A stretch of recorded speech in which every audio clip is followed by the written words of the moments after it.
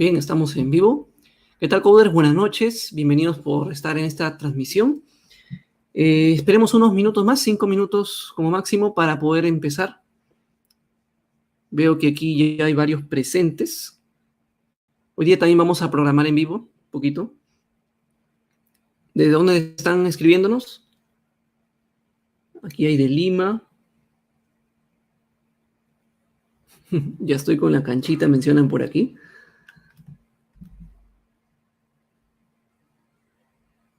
¿Qué tal, coder? ¿Desde dónde nos están viendo? Ecuador.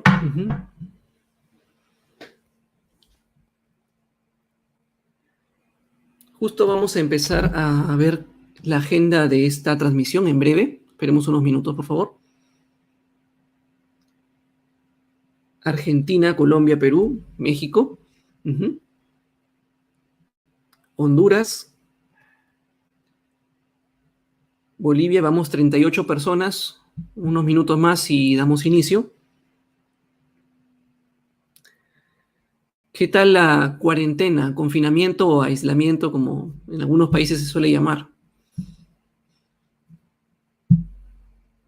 Saludos desde Argentina,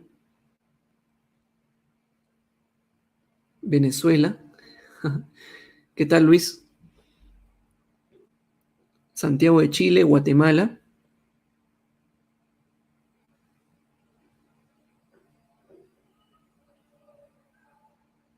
Todos estamos home office. Actualmente la mayoría estamos en home office. República Dominicana, Independencia City.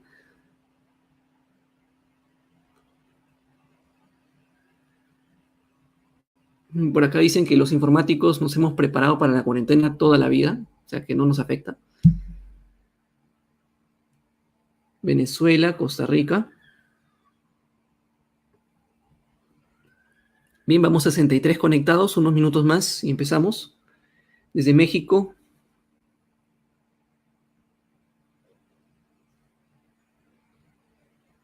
¿Qué tal? Saludos, Jairo. Argentina. Desde Puebla, muy buen lugar.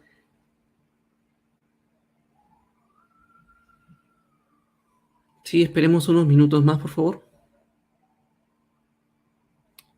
Mientras esperamos, sería bueno si pueden comentar también en el chat si tienen alguna experiencia previa en lo que es programación reactiva, sea en cualquier lenguaje.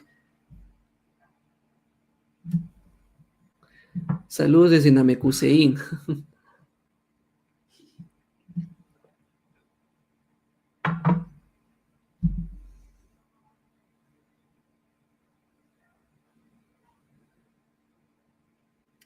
Algunos han visto con RIA, creo.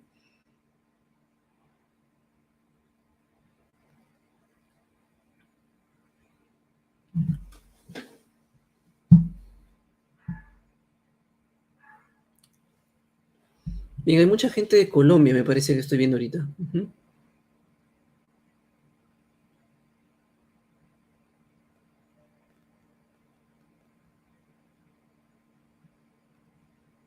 Bolivia. Tengo experiencias en programación reactiva con microservicios aplicando a un banco. Genial. JPA reactivo, Vue.js. Saludos desde Chile. Ok.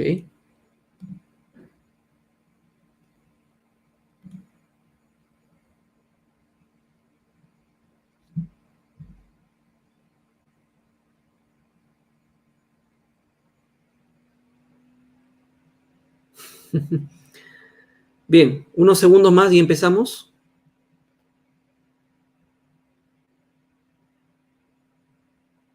Me parece que en Chile a partir de hoy o mañana empieza la cuarentena o el confinamiento o el aislamiento, ¿no?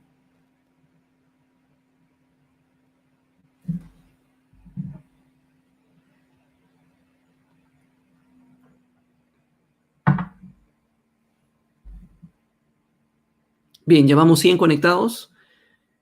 15 segundos más y empezamos.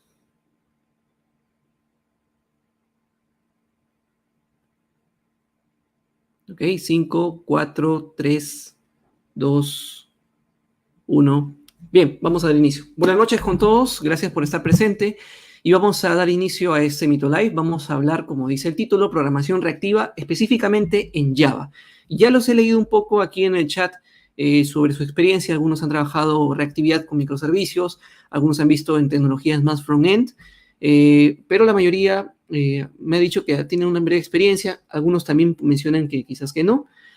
Y bien, entonces, esta transmisión la vamos a dividir en dos partes. La primera, una parte teórica, como para poder saber a qué se refiere el tema de programación reactiva, perdón. Y la segunda parte, vamos a hacer una pequeña demo, una pequeña demostración de cómo es esto de Webflux en Spring, para que ustedes entiendan un poco sobre cómo va la onda de esto de la programación reactiva a nivel de Java. ¿Sí? Así que primero teoría y luego vamos a ver un poco de código. Ok, a ver, un momento por favor para poder transmitir mi pantalla. Si escuchan sonidos ahorita es porque a las 8 suele haber aplausos, sirenas en Perú. A ver, vamos a compartir mi pantalla un momento, por favor.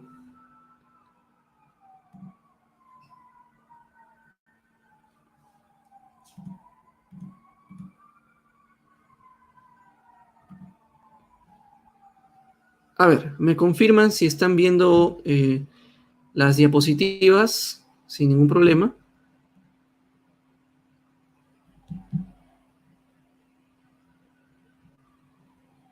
¿Sí? Ok. Bien, les adelanto un poco que esto es un pequeño un pequeño resumen de lo que se viene en el canal. Hay unos tutoriales que estoy preparando de programación reactiva en Java, unos tutoriales que espero que salgan pronto para que puedan aprovechar la cuarentena. Pero vamos a hablar lo que corresponde hoy día. ¿Ok? Sí, esto está quedando grabado. Bien, entonces, cuando hablamos de la programación reactiva, nos remontamos un poco al tema de los hilos. Y es probable que nosotros ya hayamos visto hilos en nuestra vida como desarrollador. Si bien es cierto, hay diferentes lenguajes para poder hacer hilos, me voy a abarcar netamente en Java. Lo que están viendo a continuación es prácticamente una captura de un hilo. Ya sabemos que estamos llamando la clase thilo, por ejemplo, y crea de la famosa clase thread. Por el hecho de heredar a thread, nosotros tenemos que sobreescribir el método run. Y este método run implica la lógica que nosotros queremos hacer para poder ejecutar este hilo más adelante. Entonces, la ventaja de trabajar con hilos es porque nosotros podemos trabajar, obviamente, procesos asíncronos más adelante. Y cuando nosotros trabajamos con hilos en Java, es también probable que hayamos visto la interfaz Runable. No sé si ustedes han tenido experiencia con esa interfaz. Runable. Esta interfaz también proporciona la sobreescritura del método run, donde tú vas a poder ejecutarle prácticamente la lógica que tú desees. ¿Para qué? Para que más adelante puedas hacer una instancia de alguna clase que implemente esa interfaz y obviamente tengas la ejecución en un hilo independiente. ¿Bien? Pero además, si vamos por el mundo de Java, también tenemos otra interfaz conocida como Collable. ¿Sí? No es la de Collable para el tema de JDBC cuando llamas a procedimientos almacenados, sino es más que todo el paquete Java Util Concurrent. Es un paquete que, si no me equivoco, está en Java 7, Java 6, no recuerdo si lo está, pero en Java 7 sí lo está. Y es un paquete para poder trabajar programación concurrente en Java. Estas capturas de código que ustedes están viendo en pantallas son capturas que ustedes pueden encontrar en un curso del canal de Java 7 SE Avanzado. Son como 42 videos que pueden repasarlos tranquilamente. Y también cuando hablamos sobre programación asíncrona, concurrente e hilos, tenemos que hablar sobre executors, ¿sí? No el Pokémon executor, sino el término como tal, que tiene que menciona cómo trabajas con diferentes hilos para poder, de alguna forma, definir un pool de hilos, como una especie de varios hilos a nuestra disposición y que podamos trabajar de forma más eficiente en nuestros procesos en Java. ¿Ok? Entonces, de los que he mostrado, ¿con cuántos han trabajado ustedes? ¿Con Thread, Runable, Collable o Executors? A ver, los leo por el chat.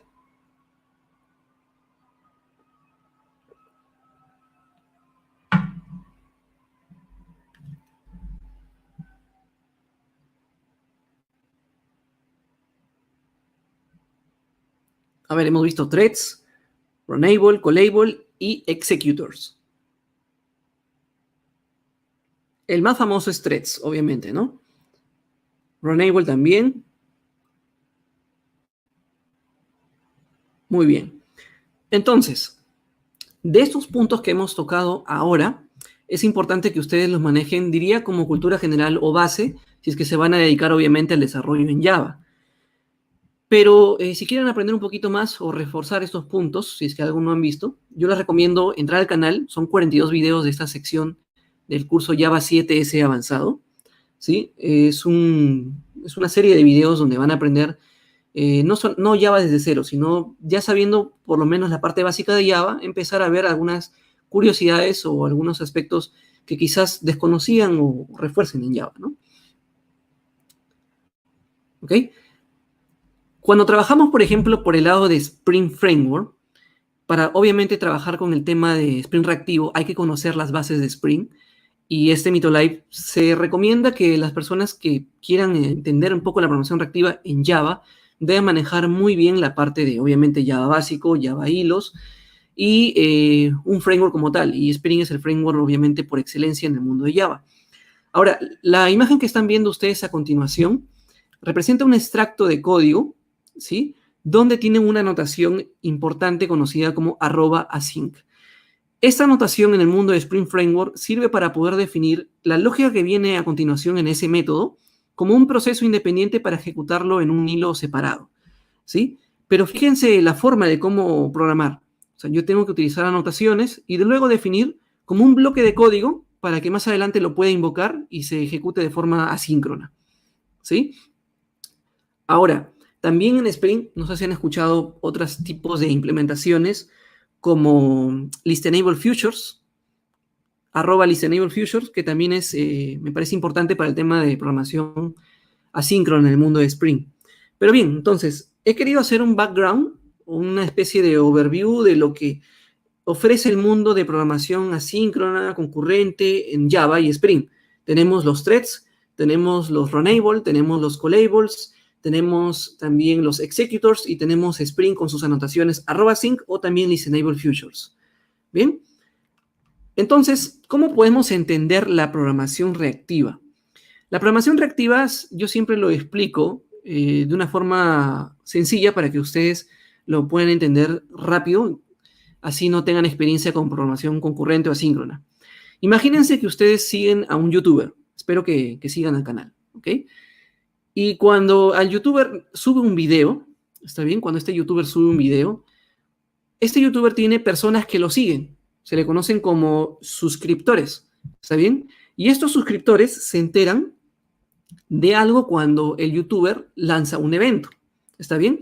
Algún suscriptor le dará like, otro suscriptor le dará compartir, otro suscriptor le dará mis favoritos, etcétera, etcétera, etcétera.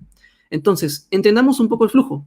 Hay un sujeto en estudio que viene a ser el youtuber y hay un evento que es el lanzamiento de un nuevo video y hay suscriptores que reaccionan frente a este nuevo evento. Y tras la reacción de este nuevo evento, cada suscriptor es independiente de hacer alguna acción en particular. ¿Ok? Entonces, cuando el suscriptor reacciona tras un evento, va a hacer algo en particular. Si esto lo llevo al mundo de programación, podemos entender que la acción del sujeto en estudio o YouTube podría ser, por ejemplo, una llamada a un servicio REST. Y cuando tengas un suscriptor a esta llamada a servicio REST, cuando esté lista la petición, la respuesta del servicio REST, un suscriptor A hará algo con esa respuesta, un suscriptor B hará otra cosa con esa respuesta y un suscriptor C hará otra cosa con la respuesta. Y cada uno puede hacerlo de forma asíncrona, independiente, ¿sí? Entonces, la programación reactiva va más o menos por ese lado, de reaccionar tras eventos y ver qué hacer con esos eventos. Entonces, si vamos un poco más de teoría, la programación reactiva podemos hablar sobre especificaciones en el mercado como Reactive Streams, que está disponible desde la JDK 9 en el paquete Java Util Concurrent.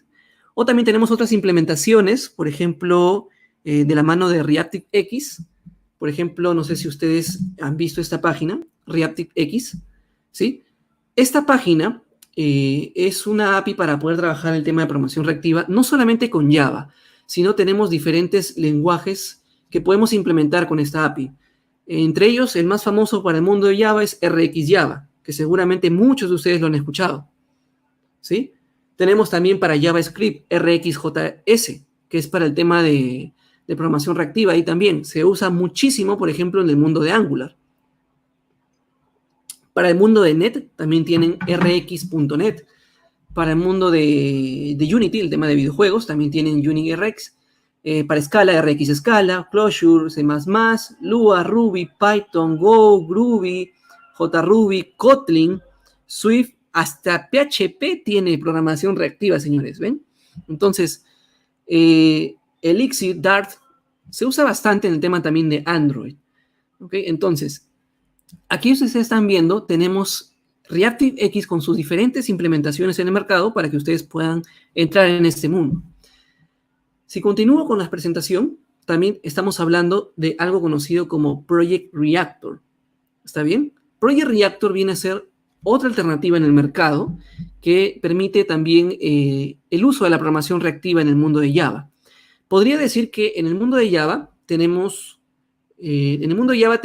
prácticamente dos importantes o dos referentes en el mercado. El primero, o no sé si ponerlo en un orden, pero uno es RxJava y el otro es Project Reactor. Depende obviamente de la empresa cómo quieran usarlo, pero esas dos son las que más ampliamente se están usando.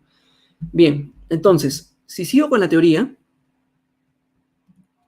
les había mencionado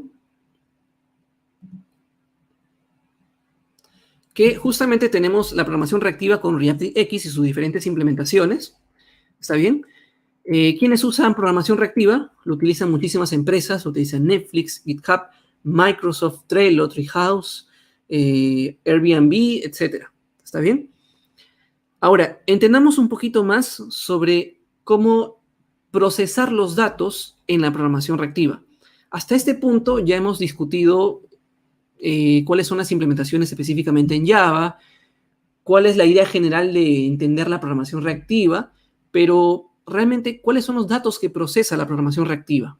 Y los datos que procesa la programación reactiva son, diría, flujos de datos, streams, ¿sí? Aquí la forma de pensar es totalmente distinta. Ya no tienes que pensar, por ejemplo, como que string X es igual a algo, ¿sí? Int Y es igual a algo, sino tienes que pensar en que vas a hacer una petición y esto te va a devolver un flujo de datos. Y tú tienes que operar este flujo de datos para poder quizás transformarlo en un flujo nuevo o recorrer este flujo y extraer un elemento. O sea, pensar distinto. Pensar también un poquito como programación funcional, que ayuda muchísimo. ¿Está bien? Ok. Si vemos el tema, hay un punto importante que dice acá, observable. Y estamos diciendo que es como un flujo de datos. ¿Cómo podemos entender esto? Imagínense que ustedes están analizando el tráfico de una cámara, ¿sí? Tienen una cámara de seguridad. Esa cámara de seguridad emite un flujo constante de datos, un flujo infinito. En muchas ocasiones depende del disco duro, obviamente, ¿no? Entonces, ese flujo infinito siempre está emitiendo datos, emitiendo información. Y cuando sucede un evento en ese flujo, hay una reacción, ¿está bien? Imagínense que ustedes están controlando en una empresa un flujo de una cámara y alguien se pone a bailar y él tiene un sensor de movimiento a la cámara. Entonces, tras ese movimiento, tras ese evento, se tiene que disparar alguna acción. Y en esa acción, tú puedes hacer alguna programación. Y para hacer el uso de esas operaciones, hay operadores que te permiten manipular estos flujos de datos. Hay operadores de transformación, operadores de creación, de destrucción, etc. Uno de los operadores más conocidos es el operador map. El operador map es un operador de transformación, es decir, del flujo de datos inicial que está viniendo. Por ejemplo, ahí hay una imagen que dice flujo con el valor 1, 2, 3. De ese flujo de datos va a obtener cada valor y le va a aplicar un proceso de transformación. Estás viendo que hay una función a la derecha, ¿sí? Que dice 10 por X, es decir, al elemento que viene le voy a aplicar un multiplicador de 10. Y por lo tanto, el nuevo flujo de datos es 10, 20, 30. Aquí hay que diferenciar. Tras un flujo inicial y aplicar un proceso, obtengo un nuevo flujo de datos. No es que el flujo anterior lo he cambiado y obtengo el mismo flujo pero modificado. Simplemente tengo un nuevo flujo de datos. Y con ese nuevo flujo de datos puedo seguir procesando. ¿Ok? Tenemos operadores de categoría, por ejemplo, para creación, como lo mencioné, operadores que son métodos como create, defer, empty, from, interval, just, range, repeat, start, timer, ¿sí? De transformación, buffer, flat map. Este flat map es ampliamente utilizado. Tienes group by, mum, scan, window. Tienes de filtrado, ¿sí? Y bueno, tienes en fin una serie de operaciones que tú puedes utilizar. Si quisieras encontrar documentación de esto, realmente lo que yo voy a explicar es orientado a Java, pero la documentación que viene propio de ReactX también se ajusta al mundo de Java. Si ustedes leen acá esto, o si buscan en internet Learn RxJS, yo sé que es de JavaScript, pero me gusta la documentación y algunos métodos en Java se llaman distinto que en el mundo de JavaScript, pero la idea se mantiene. Como por ejemplo, por aquí ustedes buscan map. Tenemos el de map, ¿no? Y obtenemos la explicación. La página es learnrxjs.io y aquí ustedes tienen ejemplos, ¿no? Por ejemplo, tienen un flujo de datos, ¿sí? Tienen que le van a aplicar una transformación a ese flujo de datos y van a tener un nuevo flujo de datos. Entonces, hay ejemplos muy sencillos para entender cada operación. Y si ustedes están empezando con la programación reactiva, específicamente en Java, esta documentación puede servir, ¿sí? Solo que tengan en cuenta que en Java puede que los métodos se llamen un poquito distinto, pero la idea es la misma. ¿Ok? Entonces, si continuamos, los beneficios del tema de la programación reactiva, los beneficios es más que todo que el código es mucho más legible, porque ya no vamos a estar pensando, programando de forma imperativa, ¿sí? Vamos a tener otro paradigma de programación. Vamos a trabajar pensando en operadores, es decir, no voy a pensar en un if, en un for, en un while, sino voy a pensar en que tengo un flujo de datos y llamo a otra función, que es un operador, para poder transformar ese flujo de datos. Evita los famosos callbacks. Si ustedes han tenido experiencia en JavaScript, me pueden dar fe de ello, que los callbacks inclusive no son tan amigables que digamos, ¿no? Esto obviamente ayuda muchísimo porque te permite trabajar de forma asíncrona, mucho más limpio que trabajar de la forma tradicional con threads, con runables, con callables o executables. Es mucho más sencillo el trabajo asíncrono aquí. ¿Está bien? Solamente que tiene que cambiar nuestra forma de pensar en la programación. Esto hace que nuestras aplicaciones sean muchísimo más escalables porque obviamente estamos trabajando procesamiento asíncrono. Y el consumo óptimo de los recursos dependiendo obviamente del hardware, ¿no? A veces hay máquinas que tienen diferentes cores y eso se puede aprovechar muchísimo en el tema de la programación asíncrona. Muy bien. Entonces, cuando vamos al tema específicamente de una implementación, y es lo que voy a hablar en este live, en esta transmisión me voy a centrar en un producto específico que se llama Project Reactor. ¿Está bien? ¿Por qué me centro en Project Reactor? Bueno, porque tengo experiencia, diría, mayormente en el mundo de Spring y gusto mucho de ese framework y Project Reactor diría que es un proyecto interesante para ver el tema también de la programación reactiva. Es casi idéntico a RX Java, ambos vienen de la familia Reactive Streams, pero sinceramente al trabajarlo de la firma de Spring, me facilita a mí que otros proyectos que también he trabajado con Spring sea muchísimo más fácil esa migración. ¿Ok? Entonces, si continúo con esto, vamos a ver una pequeña presentación que quiero que lo compartan. Miren, si ustedes van a YouTube y esta transmisión de Mark Heckler, que es, diría, un capo en el mundo de programación en Spring específicamente, si ustedes buscan su transmisión, su conferencia que tuvo en el año 2018, él daba a conocer al mundo las ventajas de trabajar con Spring Boot y Project Reactor para programación reactiva. ¿Está bien? Entonces, esto es prácticamente desde el año 2017, si mal no recuerdo, desde mediados o fines, desde ahí empieza a sonar la programación reactiva en el mundo backend, específicamente en Java. Han pasado casi 3 años y recién las empresas poco a poco están prestándole más atención. Y a mi consideración, esta forma de trabajar en Java, específicamente en backend, se va a quedar y en el 2022 va a ser un estándar así, de hecho, por defecto. ¿No sabes programación reactiva o ese paradigma en el 2022? No, no eres empleable. Así como en los colegios o en las instituciones nos enseñan programación orientada a objetos, eso ya es cultura general, eso ya es antiguo, ¿sí? Eso ya es por ley que debes saberlo. Y programación funcional que, bueno, se entiende que si por ahí estás aprendiéndolo, pero programación reactiva es algo que sí o sí, con el paso del tiempo, 2021-2022, es algo que sí o sí se va a usar. El frontend ya lo está empleando desde hace años. React, Vue y Angular lo usan desde hace años. Y el backend, específicamente en Java, está tomando más fuerza. Así que ojo a eso, hay que prestar atención. Y esta transmisión que había hecho Mark Heckler, me gustaría que ustedes la busquen en YouTube, la pongan a revisar. Son ejemplos sencillos realmente, pero les explica un poco de teoría sobre por qué utilizar el tema de Project Reactor, cuáles son las clases que implican por dentro, hace una breve demostración de código, ¿sí? Hace un proyecto desde cero, ¿está bien? Y empieza a explicar con un pequeño servicio REST las bondades de cómo trabajar programación asíncrona. Voy a hacer parte de estos ejercicios en un momento, pero me gustaría que si tienen tiempo, aprovechen la cuarentena, vean esta transmisión y, bueno, sáquenle provecho. ¿Ok?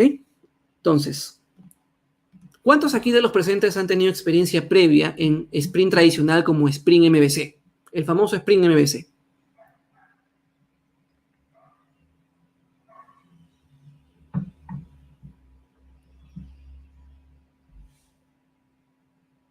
A ver, los leo.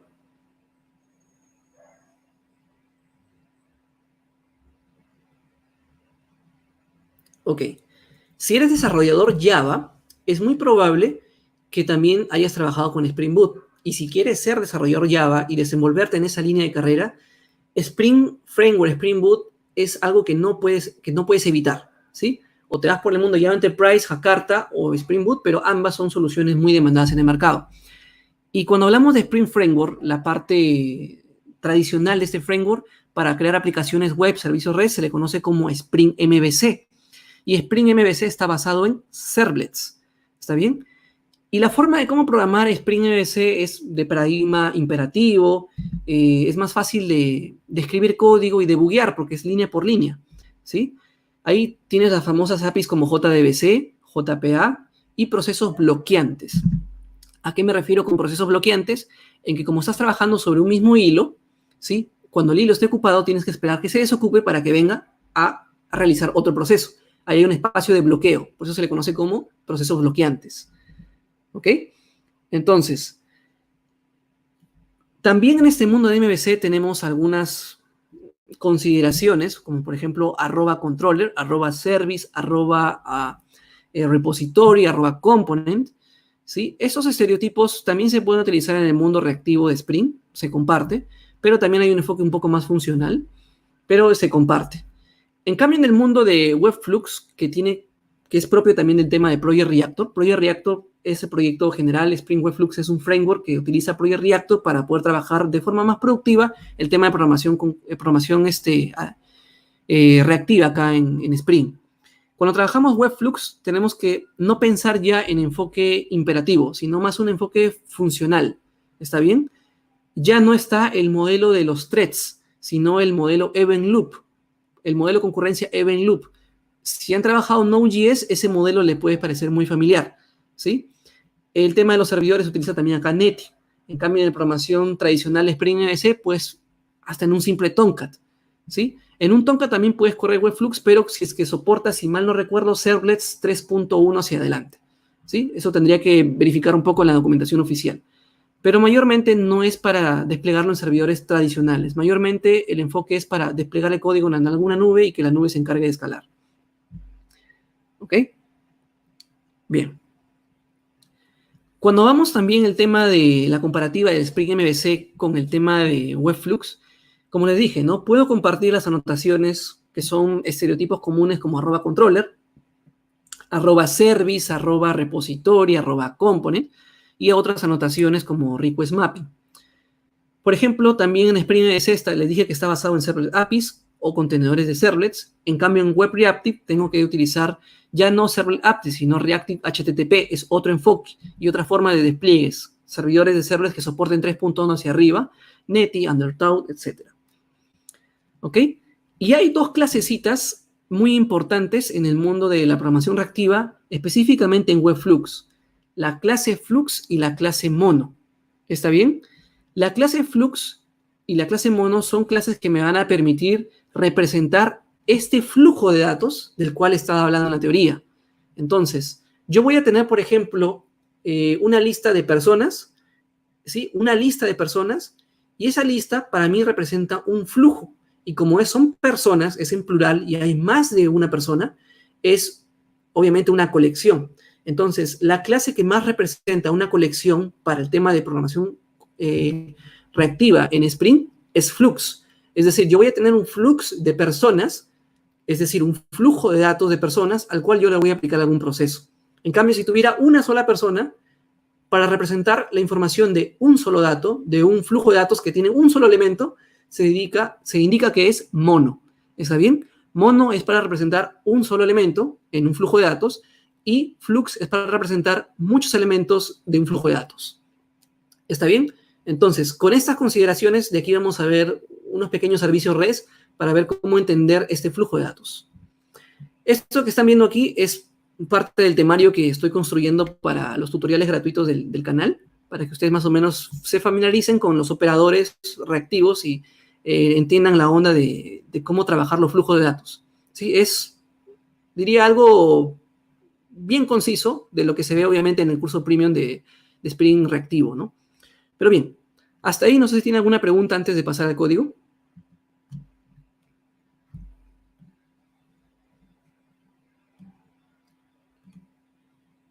A ver, los leo. ¿Puedo usarlo con Payara? Sí, no hay problema en ello.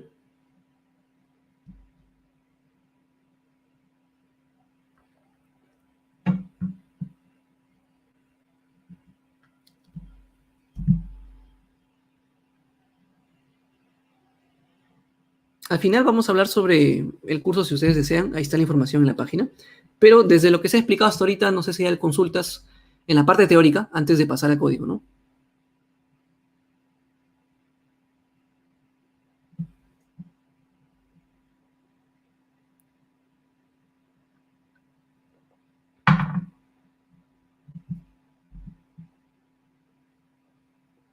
Por acá menciona Microprofile y Quarkus, son frameworks muy buenos. Sí, están sonando también muy bien. Podría ser un tema futuro. Me dicen, entonces Project Reactor sería el equivalente a RxJava, pero de Spring. Sí, o sea, RxJava es el más conocido, diría que tiene más tiempo, inclusive tiene compatibilidad para Java 6, si no me equivoco, y se utiliza mucho con el tema de Android también, para hacer programación reactiva en Android. Pero de la firma de Spring, de Pivotal, Project Reactor diría que es su carta más recomendada, ¿no?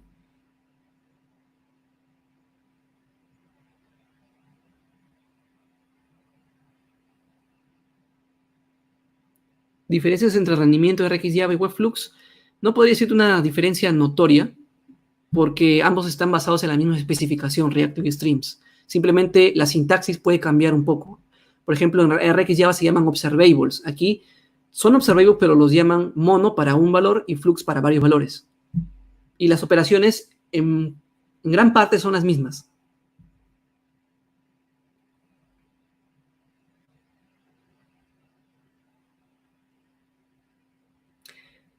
Me hacen una pregunta. ¿Es recomendable utilizar programación reactiva con dispositivos de baja capacidad? Buena pregunta. Lo importante de esto es trabajar procesamientos asíncronos y más adelante concurrente. Si estos dispositivos no tienen la capacidad de tener varios cores en un procesador, puede que esté muy limitado, ¿no? Ok. Para entender más el tema de la programación reactiva, mi consejo es que ustedes deben conocer primero las bases de Spring Boot. O sea, no van a entender de la noche a la mañana programación reactiva si es que ustedes no conocen, obviamente, las bases de Java, ¿sí? Estamos orientándolo a Java, ni tampoco Reactor si es que no conocen cómo trabajar con Spring Boot, por lo menos a nivel básico, cómo crear un servicio REST en Spring Boot, o las anotaciones, o la inyección de dependencias, que es lo más elemental en Spring Boot. Sobre eso, ya se recomienda empezar a ver la programación reactiva. ¿Sí? Entonces, primero tienen que empezar, obviamente, dominando las bases de Java. Segundo, Spring Boot, por lo menos lo básico. Y luego sobre eso pueden entender la forma y hacer el contraste del enfoque de trabajar con Spring MVC frente a Webflux, ¿no? ¿Cuáles son las implementaciones de programación reactiva? ¿Solo microservicios? No, no, o sea, en microservicios se puede utilizar muchísimo, ¿no? Pero acuérdate que estamos utilizando el evento, el enfoque de programación ahí que dice Event Loop. O sea, ya no estamos trabajando de la forma tradicional. Lo ideal es que en un microservicio se aproveche muchísimo más.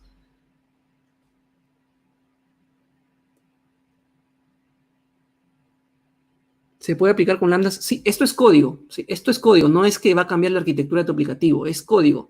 Al final vas a compilar un jar como gustes, ¿no? Y eso lo puedes llevar a Heroku, a Amazon, a Azure, a Google Cloud. No hay problema en ello.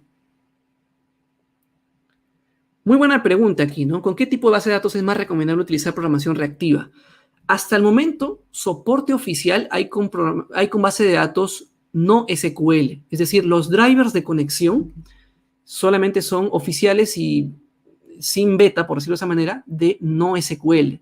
Los drivers de programación reactiva para conectarte a bases de datos tradicionales como SQL, MySQL, Postgre, todavía están en fase experimental. Así que los puedes utilizar, pero puede que tengas algunos problemas. De momento, el que está así fijo, sin problemas, es para base de datos no relacionales.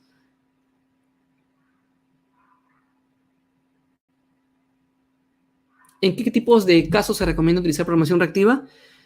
Mira, en donde tú puedes analizar que vas a tener un flujo alto o concurrente de peticiones en algún momento. ¿A qué me refiero? No sé, 1000 peticiones por segundo, 2000 peticiones por segundo. Más o menos a eso me refiero.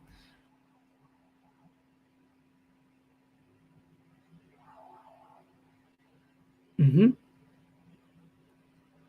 Bien, vamos a pasar a un poco de código, ¿sí? Para poder avanzar con la transmisión. ¿Me confirman si logran ver aquí mi espacio de trabajo? Pueden trabajar con Intel IDEA, con Eclipse, con NetBeans si quieren, con Visual Studio Code, con plugins, no hay problema en ello. Lo importante es que yo estoy trabajando bajo un proyecto Maven, ¿sí? Y no va a haber problema en esto.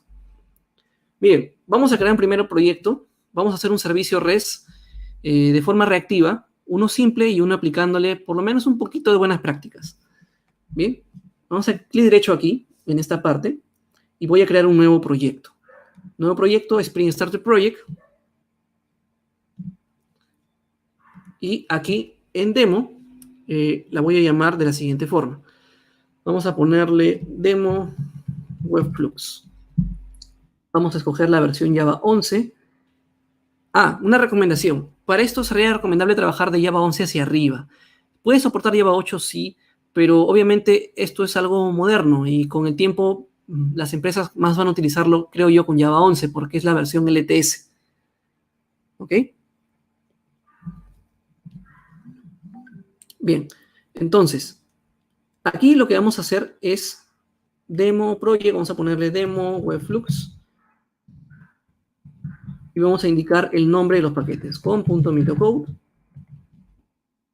com.mitocode. La versión de Spring 2.26 y aquí vamos a escoger la librería webflux, Spring Reactive Web. ¿Está bien? Y vamos a darle finish.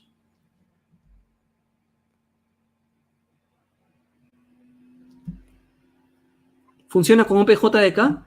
Sí, funciona con OpenJDK porque yo estoy trabajando, si ustedes se dan cuenta, perdón, Java version, estoy trabajando con OpenJDK, que es una Adobe OpenJDK versión 11.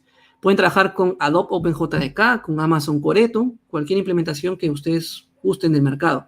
Pero recomendable JDK 11. ¿Por qué utilizo OpenJDK? Porque es más que sabido que hay un nuevo esquema de licenciamiento en Java a partir de la versión 11, ¿no? Ok, entonces tenemos nuestro proyecto Webflux. Esperemos que está creando todavía el proyectito.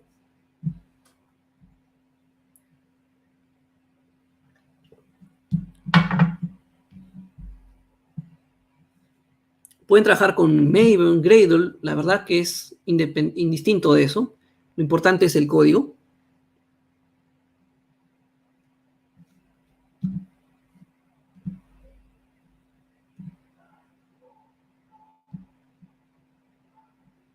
Creo que voy a bajarle la versión al 2.5 para que no descargue internet, como estamos transmitiendo en vivo y aparte está descargando, me da problemas. Voy a bajarle la versión. Tengo que esperar un ratito que termine esta descarga. Lo que pasa es que Maven, cuando hay una nueva versión de Spring Boot, así sea mínima, tiene que hacer la descarga de la red, ¿no? A ver, mientras está descargando, los leo. ¿Por qué Eclipse no Intel IDEA? Bueno, estoy más acostumbrado con Eclipse, Intel IDEA también lo puedo usar, no hay problema en ello. Al final es un proyecto Maven, Gradle, como quieran lo pueden importar, ¿no?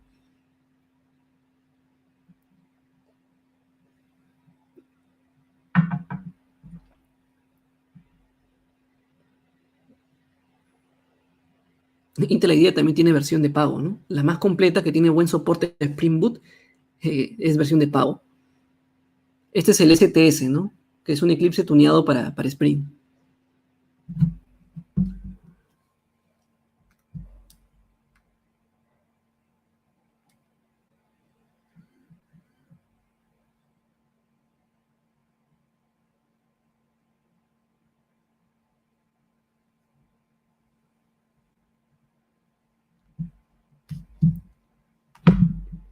Mejor Maven que Gradle.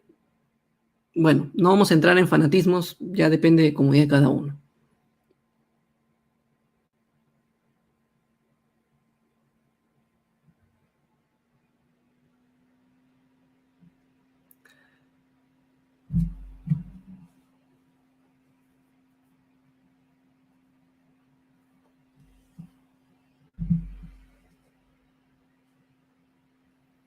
A ver, esperemos unos momentos que termine la descarga. Justo hoy se actualiza Spring Boot.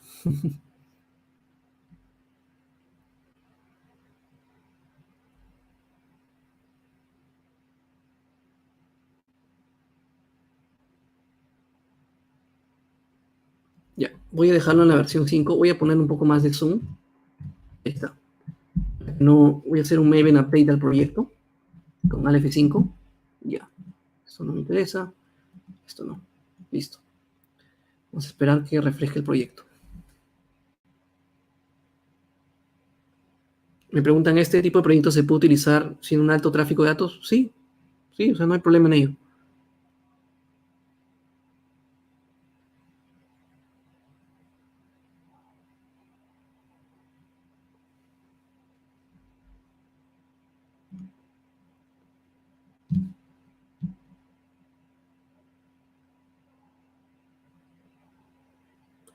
Preguntan si es primero recomendable entrar a Spring Boot o primero las bases. Mira, checa los tutoriales de Spring Boot del canal, ¿sí? Y con eso está más que suficiente. Pero obviamente antes debes saber las bases de Java, ¿no?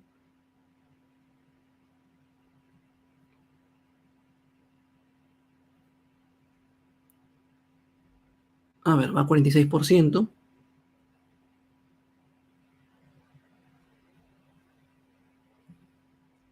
Listo. Vamos a hacer un Maven update.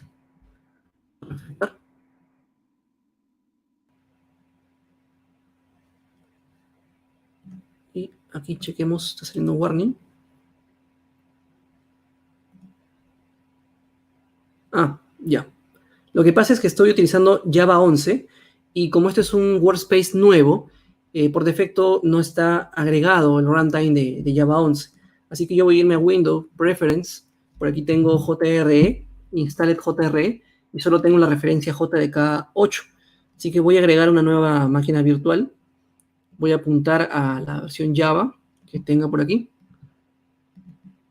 Java, por aquí tengo JDK 11. No, perdón, tengo por acá Adobe OpenJDK. Listo. Y finish. Ahora escojo la versión 11, apply and close. Y vamos a hacer nuevamente Maven update por si acaso y ya tengo limpio el proyecto.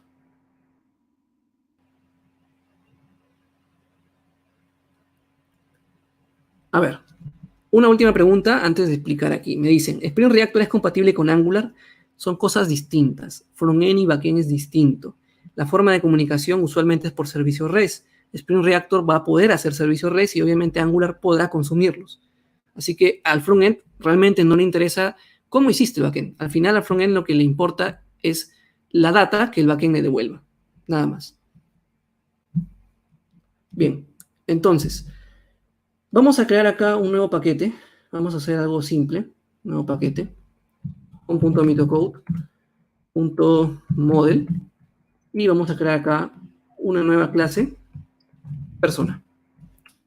Es un tutorial sencillo. Solo quiero que vean el tema de los flujos. Aquí vamos a crear dos atributos simples. Integer ID persona. Y string nombre. Vamos a hacer los getIsetters de forma rápida. ¿Está bien? Y vamos a hacer el uso de constructor. Constructor con parámetros porque lo voy a emplear más adelante. Listo. Ya está. Es una clase persona. Vamos aquí a crear un nuevo paquete. Y voy a indicar acá com.mitocode.controller. Voy a crear un servicio REST sencillo. Obviamente con Webflux.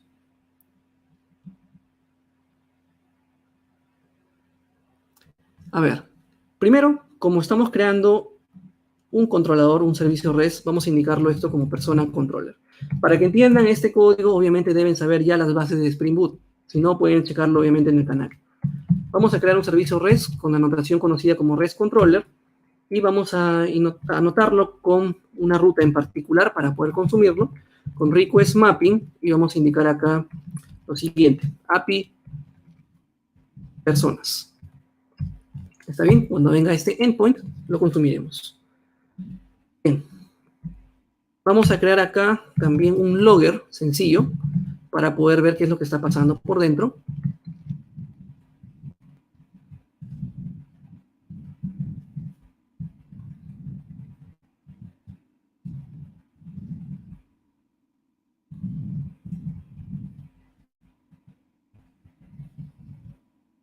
Vamos a importarlo de ORGSL4 logger. Aquí está. Bien. Y vamos a crear el primer servicio REST. Vamos a crear un servicio REST en getMapping, que es una operación sencilla, y vamos a poner un endpoint llamado mostrar. Vamos a hacer que este servicio REST retorne un flujo de datos de una persona. Entonces, ¿se acuerdan? Cuando quiero hablar de flujo de datos de un solo elemento, ¿es flux o mono?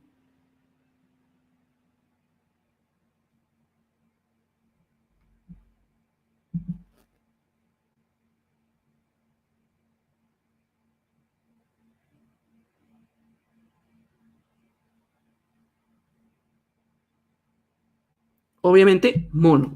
Entonces, aquí lo que vamos a hacer es mono e indicamos el tipo de dato a retornar. Vamos a indicar acá mostrar. Entonces, mi idea es retornar un flujo de datos de una sola persona.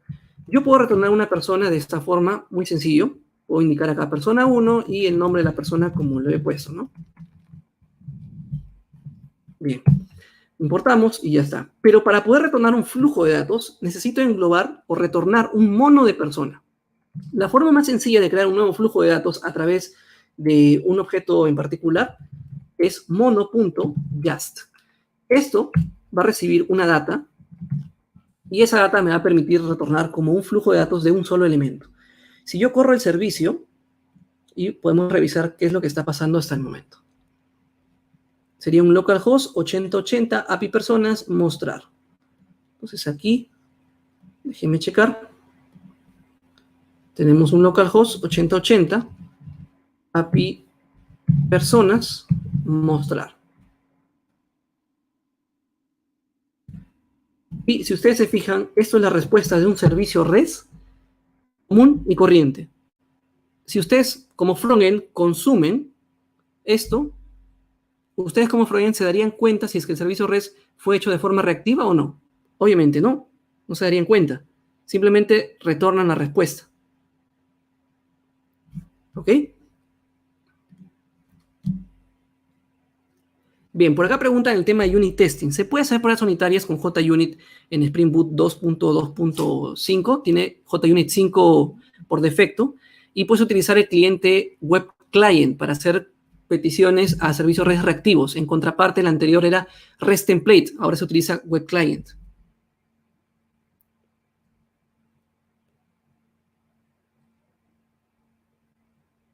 Ok. Esto es entonces un servicio REST simple de un solo flujo de datos. ¿Qué pasaría si nosotros tenemos más flujo de datos? Por ejemplo, vamos aquí y vamos a hacer otro get mapping. ¿Está bien? Vamos a dejarlo con un endpoint libre y vamos a indicar acá public. Vamos a retornar un flux, pero ahora de persona. Método listar. ¿Sí? Entonces, aquí lo que yo voy a hacer es crear prácticamente una lista sencilla. ¿Sí? Una lista sencilla de un array list. Java utilist. Y vamos a agregar un flujo de datos a partir de esta lista. Entonces, yo voy a hacer acá un flux from iterable y vamos a pasarle el flujo de datos o la colección implicada, personas. Esto a mí me va a retornar un nuevo flujo de datos, ¿está bien? Que yo lo puedo llamar, por ejemplo, personas flux. ¿Sí? Y como el método me pide retornar un flux, yo puedo hacer un return personas flux. Entonces, de esta manera, corro nuevamente el proyecto. No le pongo DevTools porque si no estaría compilando cada rato y me hace lenta la transmisión. Pero compilamos nuevamente y vamos a checar al API normal. Esperemos que termine de compilar y veamos. A ver, API personas todavía está cargando.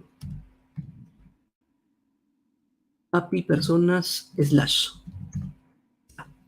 ¿Ven? Entonces tenemos una colección, ¿está bien? Implicada con varios elementos dentro. Eso es al final un flux de elementos. Entonces, cuando hablamos de programación reactiva, esto es lo más sencillo que se puede explicar, lo más sencillo, entender qué es mono y qué es flux, ¿sí? Entonces, ya una vez que entendemos que aquí tenemos que procesar algún flujo de datos en particular, podemos complicar un poquito más las cosas. ¿Cómo? De la siguiente manera. Hacemos, por ejemplo, acá un get mapping y vamos a poner acá, no sé, un endpoint llamado response. Yo voy a devolver un public mono, ¿sí? Pero, si ustedes tienen experiencia en lo que es servicios REST, se recomienda que los servicios REST salgan bajo una clase en particular y no solamente así sueltos con el dato final, como persona o lista de personas. Se recomienda que trabajen bajo un response entity, ¿sí? Entonces, si ustedes trabajan sobre un response entity, es una respuesta que manipula la petición HTTP. En programación reactiva hay dos formas de trabajar, con response entity o con functional endpoints, que son server response. Pero para este live solamente voy a hablar de response entity. Entonces, mi intención es devolver un response entity. ¿Está bien? Voy a devolver un response entity, pero dentro de ese response entity voy a devolver un flujo de personas. De esta manera. Y vamos a decir acá, no sé, listar entity. ¿Ok? Entonces, ahora estamos devolviendo un servicio REST, pero con control de la petición HTTP. ¿Está bien? Ahora, ese flujo de personas voy a hacer que sea igualito que el ejercicio anterior. Voy a repetir esto. Estamos creando un flux a partir de esta colección. Y mi intención es devolver un mono de response entity de este flujo. ¿Cómo podría hacerlo? Yo podría hacerlo de la siguiente manera. Vamos a retornar un mono.just, ¿está bien?, de response entity. Mira, esta clase tiene algunos métodos. Si yo quiero hacer una respuesta de un listado, el HTTP status code tradicional de un listado es el 200. Significa que es el OK. ¿Está bien? Entonces, si hacemos aquí, vamos a indicar que esto es un content type y podemos indicar el media type. Puede ser application JSON o application stream JSON. El application stream JSON es si ustedes tienen una enorme cantidad de flujo de datos, pero de este momento, con una application JSON basta. Luego podemos tener acá un body para poder indicar algún dato en particular. Body, podemos decir aquí, personas, flux. Listo. Por el hecho de trabajar bajo este enfoque, nuestra programación ya es asíncrona. ¿Está bien? Ya no tenemos que hacer el famoso thread, no tenemos que hacer callable, runable, nada de eso, ni tampoco el @async. Automáticamente la librería que estamos trabajando con Webflux hace que este procesamiento ya sea asíncrono. ¿Ok? Bien. Entonces, de acuerdo a esto, vamos a volver a correr el aplicativo y probamos.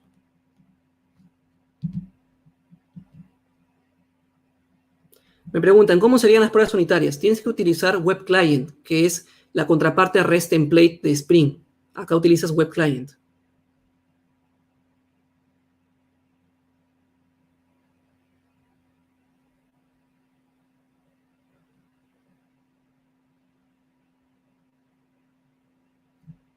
Bien, ya ocurrió esto. Vamos a hacer acá response, personas response, y obtenemos la misma respuesta.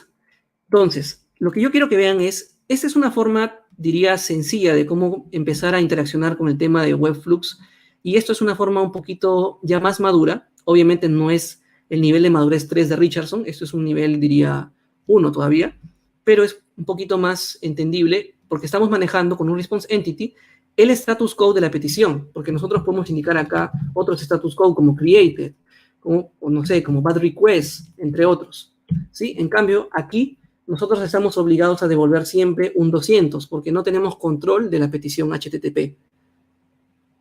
Bien, y por último, vamos a hacer un último ejercicio.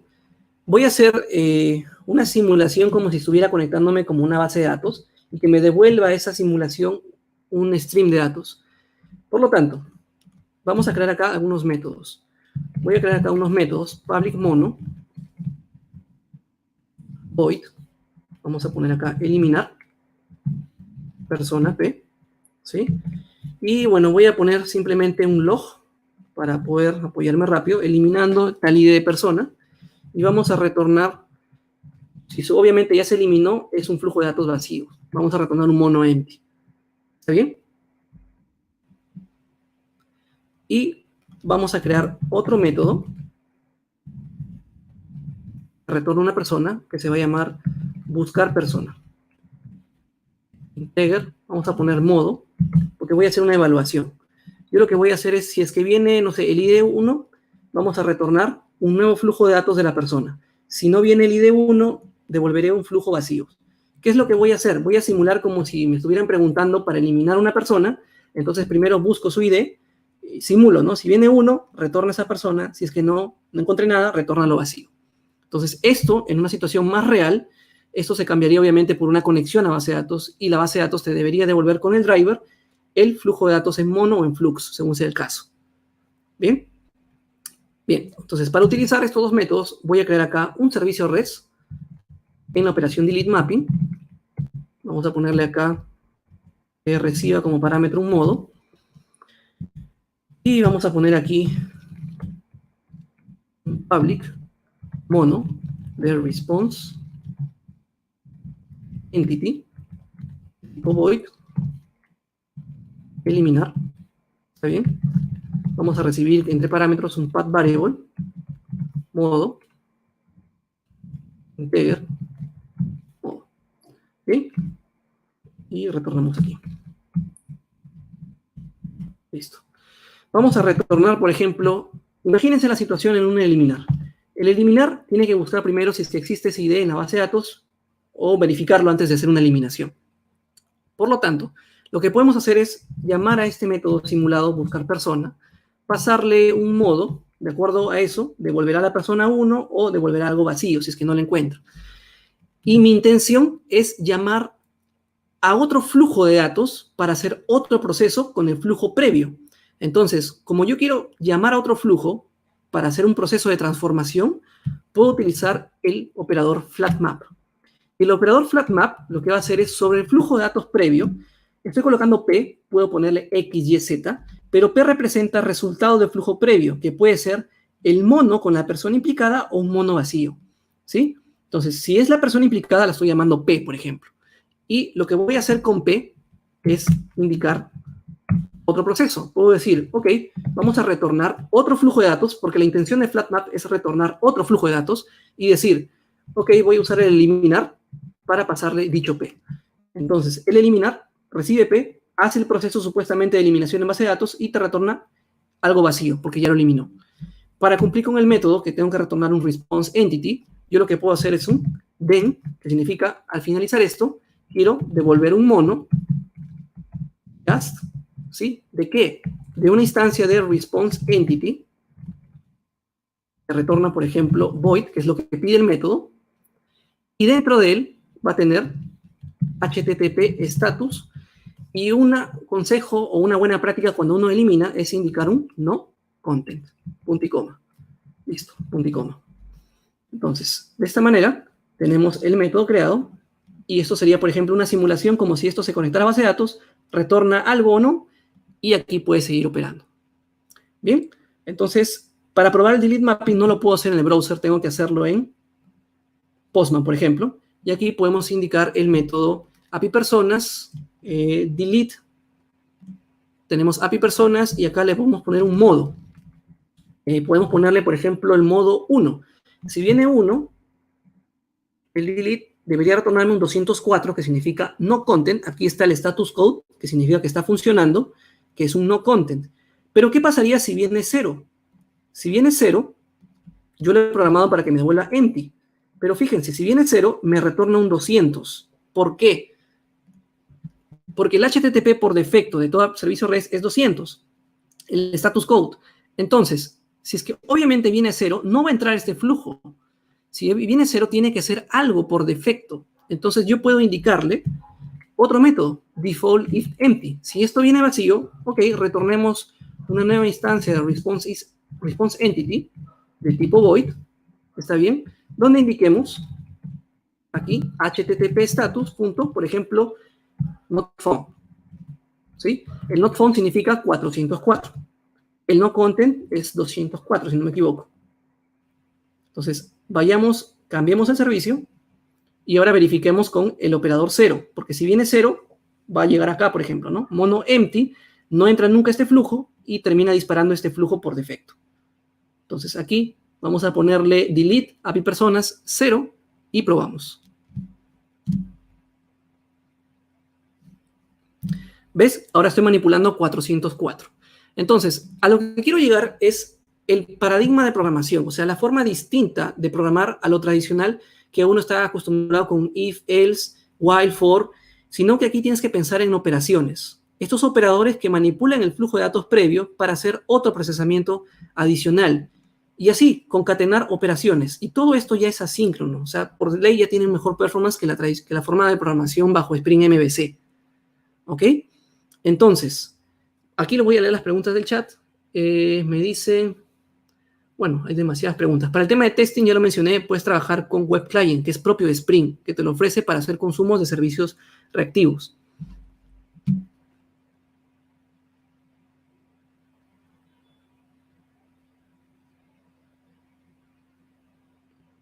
Pregunta, ¿dice Reactive Programming es solo para la programación con el frontend o también comunicación de microservicios? A ver, en el mundo frontend también puedes hacer programación reactiva para que los componentes del aplicativo frontend reaccionen así como de forma síncrona, sin problemas. El mundo backend también está haciendo lo mismo, como lo estás viendo ahorita. Y ambos puedes integrarlo por servicio REST. Lo que estoy haciendo para el canal de YouTube es un curso pequeño orientado a lo que es programación reactiva para que entiendan el uso de los operadores. ¿Está bien? Preguntan, Flame Client o REST Template. Flame Client es para el tema de microservicios. REST Template puedes hacer servicios también, consumo ahí sin problemas.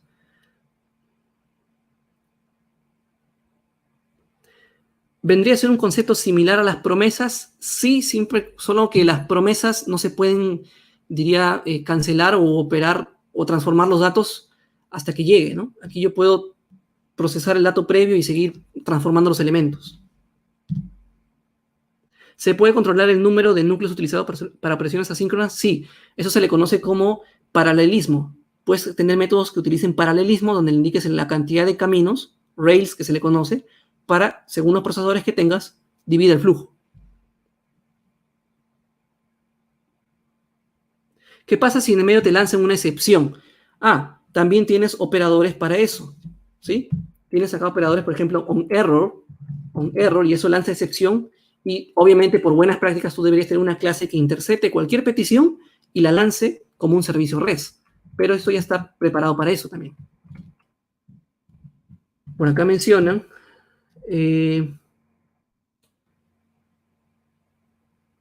¿En Spring Reactivo se puede gestionar reintentos? Sí, se puede gestionar con el método retry.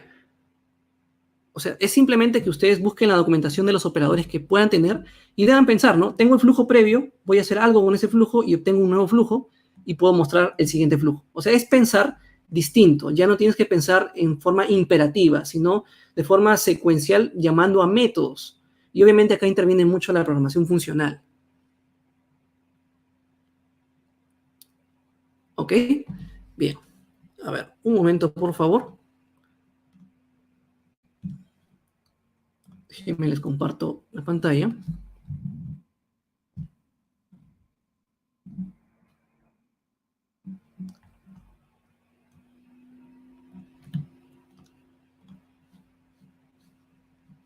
A ver, un momento, por favor.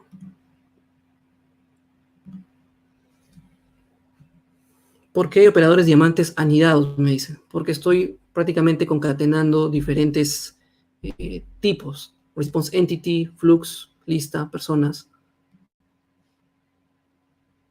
A ver, un momento. Ahorita estoy compartiéndoles otra pantalla. Está cargando. Miren, para que ustedes entiendan realmente esto, yo recomiendo que primero dominen por lo menos lo básico de Spring Boot. Si ustedes conocen bien el tema de Spring Boot, no van a tener problemas en entender esto. Pero, por ejemplo, en el curso Premium de Spring Reactivo ya se ve más a detalle, ¿no? Esto ha sido un pequeño hola mundo. Ahí primero empezamos con un proyecto demostrativo para aprender un poco sobre, obviamente, algunos operadores y empezar a, como se dice, a calentar. Después tenemos, todos estos proyectos que están viendo aquí son los proyectos que se hacen a lo largo del curso. ¿Ok? Entonces, lo que se hace aquí es, en el primer proyecto, es un proyecto trabajando programación reactiva, pero con una vista reactiva propia de Spring, que es TimeMyLeaf, que es una vista que te va a proporcionar el comportamiento reactivo que espera este backend. Pero obviamente ahí estamos trabajando con controllers, no con servicios REST en este proyecto, pero vamos a, por lo menos, a profundizar en el tema de los métodos. Luego, olvidamos ese proyecto y reutilizamos simplemente el backend. En el backend vamos a utilizar para otro proyecto, por ejemplo, ya para el tema de servicios REST. Aquí en este proyecto ya se ve servicios REST de la forma de anotaciones, que es como hemos visto ahora.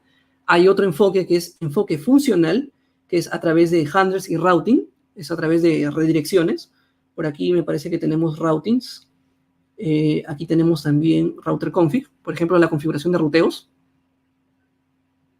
Podemos manejar los servicios REST de esta forma y que se controlen a través de métodos de referencia en otras clases. Entonces ya es utilizar las bondades que están a partir de Java 8.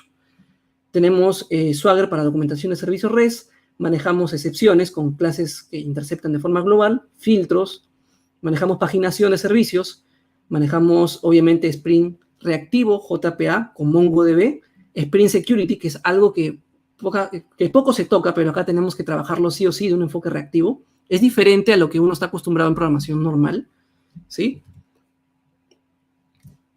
Aquí, a ver, déjenme ver. Es diferente. Obviamente hay lógica, de acuerdo, hay validadores, porque hay que validar los servicios reactivos, uno como enfoque de anotaciones y distinto de enfoque funcional. El enfoque funcional es distinto al enfoque de anotaciones. El que hemos visto es de anotaciones, @getMapping, @postmapping. El enfoque funcional es parecido a lo que les he mostrado del routing. Tiene otra forma de trabajarlo. ¿Ok?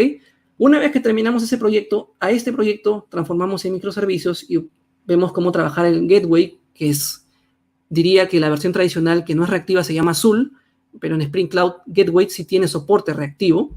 ¿Está bien? Aquí trabajamos el tema de tokens o out, apoyándonos con el servicio de Okta, y obviamente el backend lo dividimos en microservicios para poder trabajarlo.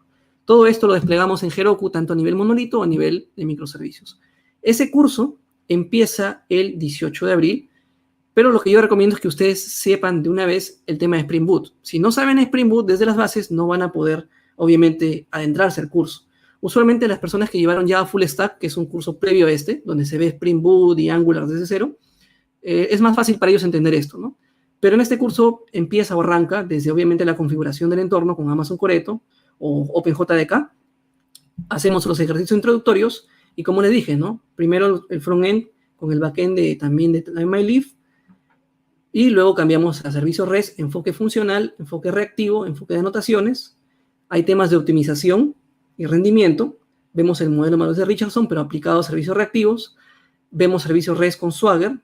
Obviamente hay una documentación de los servicios. Tenemos que ver cómo manejamos las excepciones, consumo de servicios reactivos mediante web client. Vemos Webflux paralelo para cómo aprovechar la cantidad de hilos. Testing, que es el tema de pruebas unitarias con JUnit 5 a los servicios. Experience Security reactivo para el proyecto backend, monolito y microservicios. Utilizamos estas tecnologías que ustedes pueden encontrar ahí, ¿no?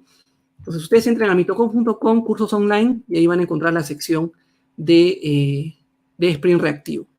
¿Está bien? El curso inicia el 18 de abril, son los sábados, me van a tener a mí programando en vivo, son 4 horas por semana, son durante 6 semanas, o sea, 24 horas. Me conecto en vivo, explicamos la clase, programamos, discutimos algunas cosas y así vamos avanzando clase tras clase. Se recomienda para este curso saber sí o sí Spring Boot, por lo menos servicio REST básico. ¿Sí? ¿Ok? Bien, bien muchachos, espero que les haya gustado esa transmisión. Esperamos tener más transmisiones durante la próxima semana porque en muchos países han ampliado la cuarentena. Y bueno, también espero terminar los tutoriales de reactividad en Java pronto para que ustedes también puedan entrar un poquito más a este mundo y verlo en YouTube.